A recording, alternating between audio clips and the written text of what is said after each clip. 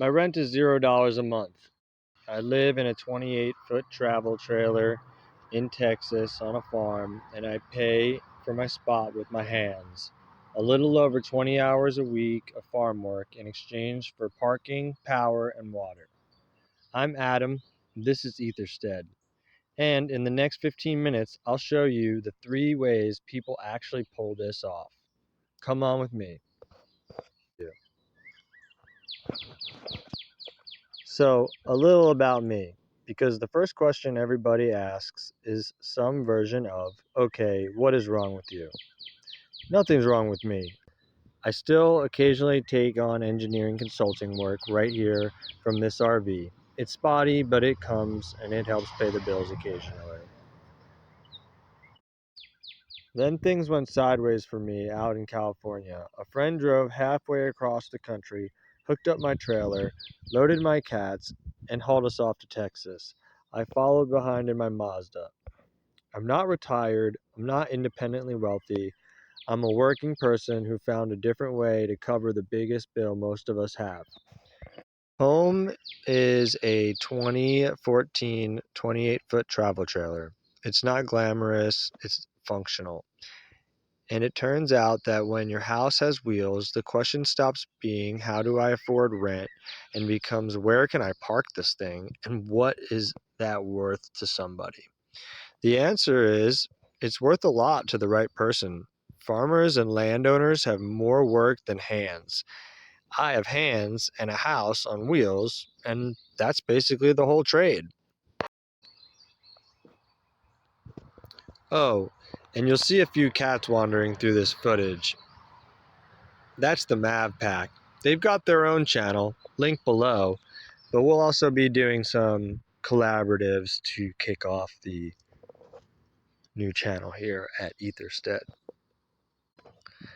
Let me show you my actual arrangement, because real numbers beat the theory every time. I'm parked on an 11-acre farm in Texas. The deal is simple. I put in a little over 20 hours a week of work. In exchange, I get to park my RV, have electric, and water. I don't have a black water system in this RV, so I get by with other means. The work is real farm work. I water the potted plants every day, sometimes with rainwater and sometimes with the hose, and all the beds that aren't on drip irrigation, which is many, including huviculture mounds, some that we're building, and I make potting soil. I cut brush, I collect browns for the compost pile, and I help Kevin, the owner, with construction and fence building. Some weeks it's more, some weeks it's less. 20 hours is the handshake. Sometimes I even help at farmers markets. Nothing about this was listed anywhere. No application, no website, not even a contract, really. This deal grew out of my last one. While I was living on a friend's cow's pasture here in Texas, I was also trying to make it work as a vegetable farmer there, but it was quite difficult in the sunny cow pasture in Texas with less than adequate water for my farming needs. And so I would come out here every month or two and help with some vegetable up potting or um, farm work in general. We, too. We got to know each other, and when it made sense for both sides, I moved to 30 minutes down the road. Tim helped me with that move. Now, people always ask, is this legal? Is it sketchy? And the truth is, it depends on the arrangement, and it depends on the state. California makes long-term living on someone's land genuinely hard, while Texas is a lot friendlier to people in RVs and multiple RVs on one property. But you always have to check with the county and go from there. Also, Texas is much cheaper than California for many essentials, and I took that into consideration, so that's part of why I'm back here. Vetting is everything, and I'm going to do a whole video on red flags. But first, The 2 structured ways to get into this life, because most people should probably start there. So I'm over here at the new farm where we will be installing the electricity.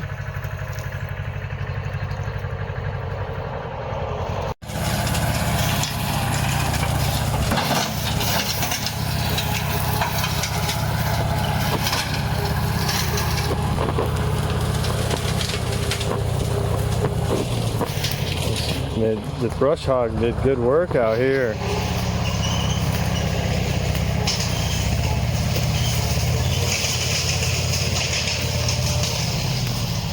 The RV will be parked through this path and to the right. Wow, we made a good path through here.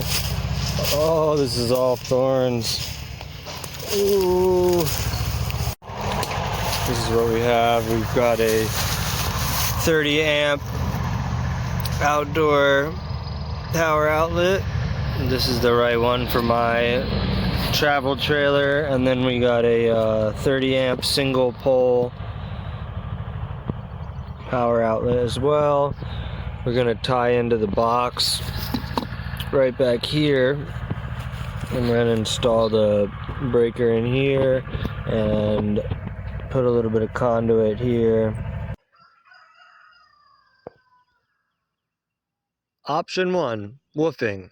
And no, I'm not making that word up. It stands for Worldwide Opportunities on Organic Farms, and it's been around since the early 70s. Here's how it works. You pay a small membership fee, somewhere around $40 a year for the US directory.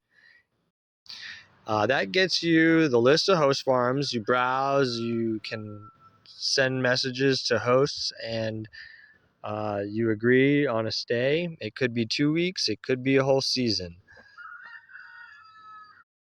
While I was in California looking for a new place for myself and the RV, I did visit a handful of possible WWOOFing hosts. However, none were a perfect fit for the 28-foot travel trailer and my cats. The standard trade is about 4 to 6 hours of work a day, 5 to 6 days a week, in exchange for a place to sleep and meals. Usually no money exchanges hands in either direction, and most of the time you're staying at the host housing. A spare room, a bunkhouse, sometimes a spot for your tent or your rig if you ask. The whole culture is built around organic farming and learning. So, if you've never grown anything and you want someone to show you, this is the front door. Also, if you have some experience and you want to expand that experience, this is an amazing next step. The honest downsides: you're living in someone's home and eating at their table, so the fit matters as much as the farm. The hours can creep if you don't hold the line, and stays are short, so you're always thinking about your next move. If you've got your own rig like I do, some WWOOFing hosts will happily take a self-contained helper. Just be sure you ask before you show up with the 28-foot travel trailer. My experience was that in California, especially in the mountainous terrain, it was difficult to get the travel trailer in and find a spot that was suitable for the travel trailer. Option 2, called Workamping, spelled WORKAMPING. This is the RV's version of the same idea, and it's the most formal of the 3. So Workamping are people living in RVs who take seasonal gigs that come with a free campsite. The classic one is campground hosting, basically at places that have RV parks, like camper RV parks, where they have maybe 20 to 40 spots, and they'll designate 1 or 2 spots for their work campers who will help them run the front desk or the store or other general jobs on their RV park campgrounds. The classic one is campground hosting. You check people in, you clean sites, you keep an eye on things. In exchange, you get a full hookup site, power, water, and sewer. Sometimes they pay you an hourly wage on top of that. And it's not just campgrounds. State parks use volunteer hosts. Farms hire harvest help. And there are seasonal warehouse work jobs and sugar beet harvest gigs that recruit RVers specifically because we bring our own hosting with us. The going rate, very roughly, is somewhere between 10 to 25 hours a week for the site. There are whole job boards dedicated to this. Workamper News is the big one. The upside, it's structured. There's usually a written agreement, a real schedule, and often a paycheck. Full hookups are the norm, which is more than I get here on my deal. The downside, it's a job. A lot of it is customer facing, and good gigs are seasonal, so you're migrating whether you feel like it or not. Option 3, the one I actually live, the handshake deal. No directory, no membership, no listing, just a landowner who has more work than time, and a person with skills and their own housing. You find these through word of mouth, through friends of friends, and through Facebook groups.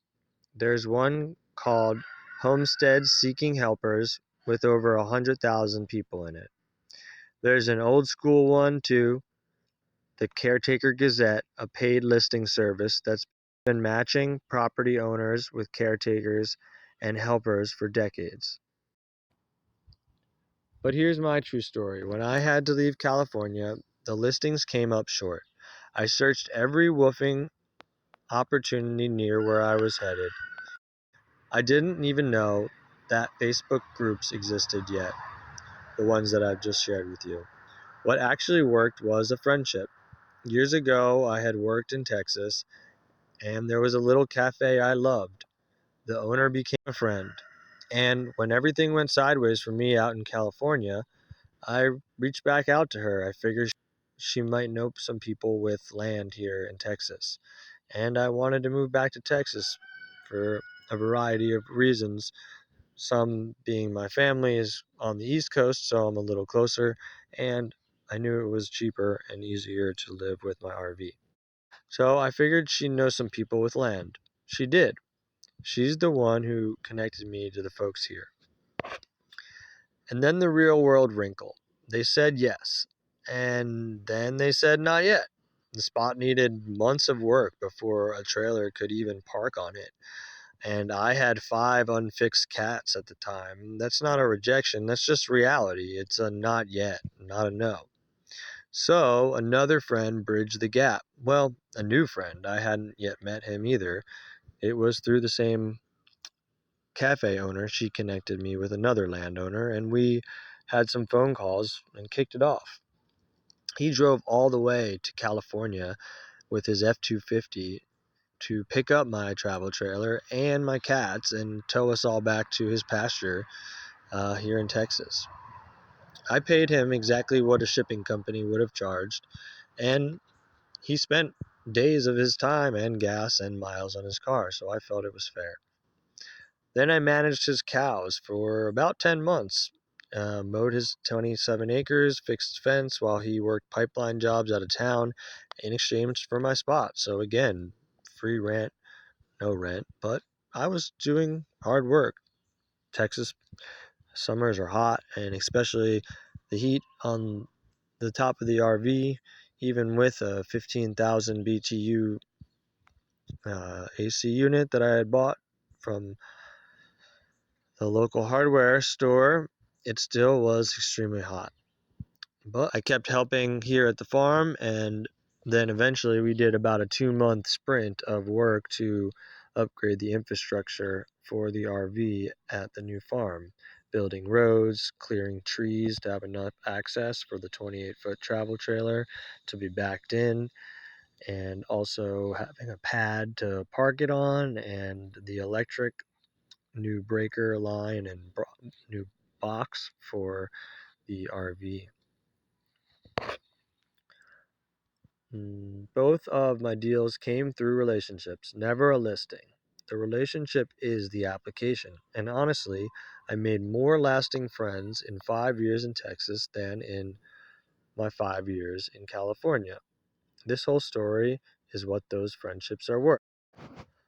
One morning, handshake deals are the best deals, and they're also the riskiest because nothing is written down unless you write it down. But I spoke with this family and they said handshake is best and we'll just keep in contact.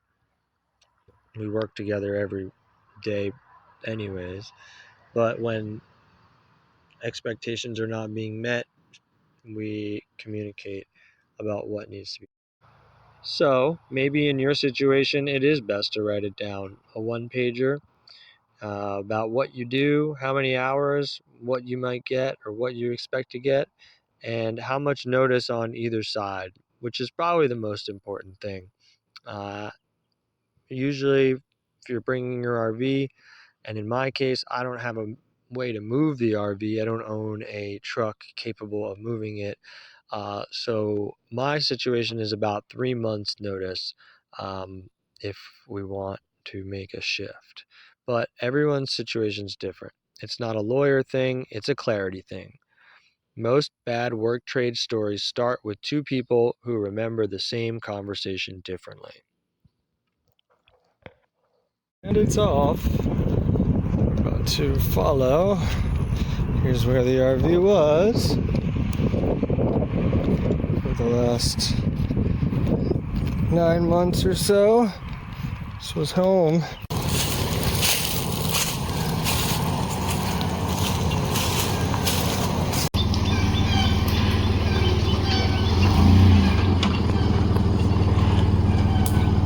We're about to be home in its new location. Now the most part videos skip. This is not free living. You pay with labor. 20 hours a week at even $15 an hour is $1,200 a month of work. In a lot of towns, that's more than rent. So run the math on your own situation.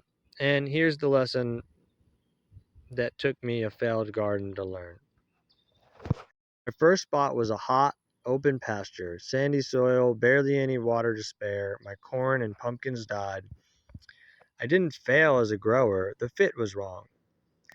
Here, there's shade in the woods, there's water, and there are people already farming vegetables and native plants. Same as me. Completely different result. When you pick a work trade, you're picking water, you're picking shade, soil, and the people, not just the parking spot. What I stopped paying: rent, electric, and water. What I still pay: car insurance, gas, food, propane for hot water, internet, and my phone. The consulting work covers those, no mystery money.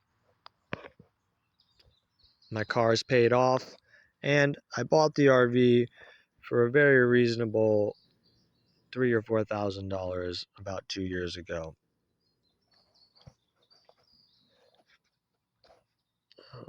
About that internet. Until 2 weeks ago, this channel wasn't possible. I ran everything off a phone hotspot. With over 300 gigs a month throttled to nothing, phone sitting in the windowsill hunting for bars, one good week of consulting finally covered a Starlink dish. It's up on the roof right now, half blocked by trees, and it's the reason why you're watching this. One more honest thing. The trade covers my spot, but my own projects cost real money. I'm hoping to buy some mushroom compost and will pay Kevin, the farm owner, for the equipment time to use his trailer since it's going to be for my garden area over by my RV. My work trade is rent for labor. It's not everything for free. So make sure you know how your deals are set up and what works for you. And everything grown in my garden right now came from seed. glass gem rainbow popcorn, a bunch of sunflower varieties, cucumbers, peppers, taro, beans, tomatoes, nasturtiums, 3 kinds of basil, 2 kinds of holy basil, most of the seeds from Baker Creek Seed Company and San Diego Seed Company, and some burpee heirlooms my mom gifted me. The trade-off, honestly, you live where you work. Your housing depends on your relationship staying healthy, and weather is your roommate. Texas summer in the 28-foot travel trailer is real experience, and it's not easy. But here's the goal plainly. Goal number 1 is to fix up this trailer and get a truck that can tow it. So the next move doesn't depend on borrowing a friend's truck. A house on wheels you can't move yourself is only half free. That's part of what this channel is for. You get to watch me earn it and grow with me and learn how you could do the same. So that's the channel, Etherstead. Ether, the fifth element, the invisible stuff that holds everything together. Stead, a place, a home, a foundation. Building something from nothing. That's the whole philosophy. There are van life channels and there are homesteading channels. Almost nobody is showing this from the helper side. If you're sitting in an apartment wondering if you could do this, drop a comment and tell me your situation. I read everything, and your questions are literally the content plan. And if you run a farm or own some land and you've thought about trading a spot for help, I want to hear from you too. My contact is in the description. Come along, subscribe, and you'll get to see a day and a week and a month here on the farm. I'm Adam. This is Etherstead, earning my acres one farm at a time. Stay grounded, keep building.